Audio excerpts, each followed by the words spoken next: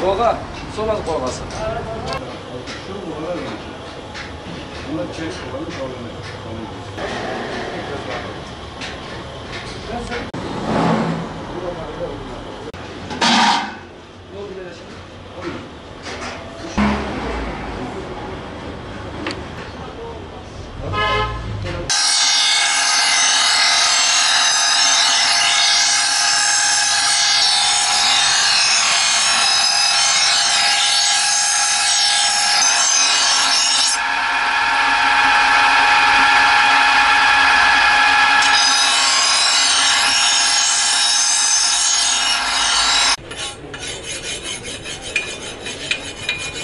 Baba mesleğimiz. 7 yaşında kekici elimize aldık. Halen çalışık, halen çalışık. Yani yaş 54, 7 yaşı çık, 47 sene.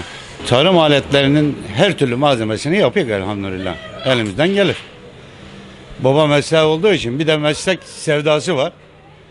Yani derler ya demirden döve döve adamın resmini yaparım. Öyle sanatkar Allah'a çok şükür.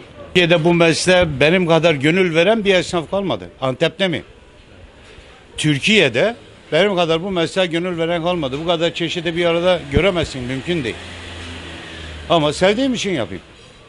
Doyum noktam bu benim. Parayla işim yok.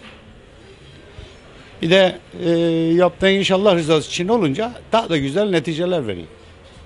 Elimizden ne gelirse yapayım tek başımıza. Mesela benim memur oğlum var. Cumartesi günleri gelir bana yardım eder. Okuyan oğlum var. Şimdi dışarıya servise çıktı. Yardım eder. Çünkü onlara da Allah rızası için çalışmayı aşıladık elhamdülillah. O yüzden de yuvarlanıp gidik çok şükür kader hal. Efendime söyleyeyim ta İç Anadolu'ya kadar bizim malımız gider. Yani elhamdülillah tanınmış bir esnafık. Daha hususi bölge bölge ürünler vardır çeşitli. Onlardan numune gelir biz yapar göndeririz onları. Yorulmuşuk yorulmamışık kader hal devam ediyor elhamdülillah. İyi ki de öğrenmişik. Çoluğumuza çocuğumuza helal lokma götürük.